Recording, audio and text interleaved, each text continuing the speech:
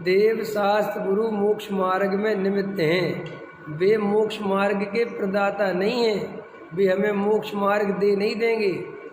देव शास्त्र गुरु तो मात्र बाहर में निमित्त हैं। जिन जीवों की योग्यता भली होगी उन जीवों को ही ये मोक्ष मार्ग मिलेगा, समझ में आएगा। तो कोई जीव ऐसा विचार करे कि तो फिर योग्यता ऐसे ही होना है, तो काय को प्रवचन आदि सुने, काय को देव शास्त्र गुरु के समीप जाना, क्या करना।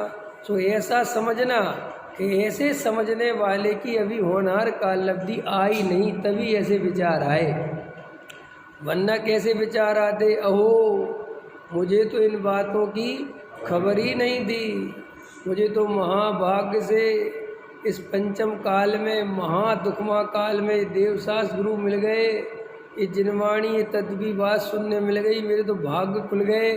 मुझे तो इसके अलावा कहीं और कहीं संसार में अब जाना ही नहीं, रखड़ना ही नहीं, रहना ही नहीं, कहीं रुचि नहीं। तो जिनकी होनहार अच्छी होती है उनको ऐसे सम्यक विचार आते हैं, लेकिन वास्तव में करता धरता कोई नहीं है। ये तो आपकी योग्यता ही आपका असली कारण होने का कार्य है, असली काम तो वही है। इसलिए ना वक्ता को कोई दोष है, ना काल को दोष है, ना किसी को दोष है, वे तो सब निमित्त हैं।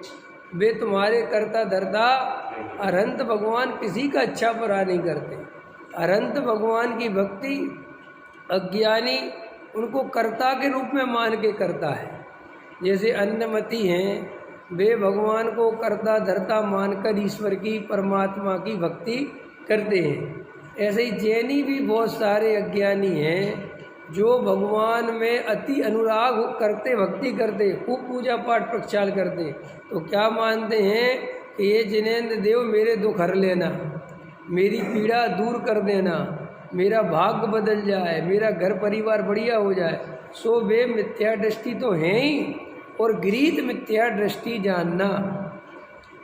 अज्ञानी देव शास्त्र गुरु की भक्ति करता है कि नहीं, तो टोटामल जी साहब ने लिखा करता है, लेकिन अज्ञानी की तरह नहीं करता।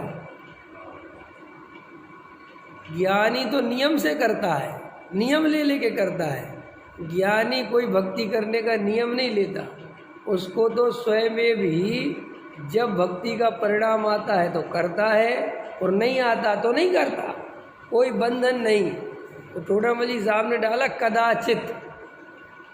क्या डाला? कदाचित। कभी भक्ति का राग आ गया तो करता है, कभी नहीं आया तो नहीं करता। वो तो निरंतर तत्व विचार में संलग्न रहता है। ये बाहर की जो क्रियाएं हैं अज्ञानी अति आसक्त होके करता है। अति आसक्त क्यों करता है? क्योंकि वो भगवान को कर्ता धर्ता मानता है।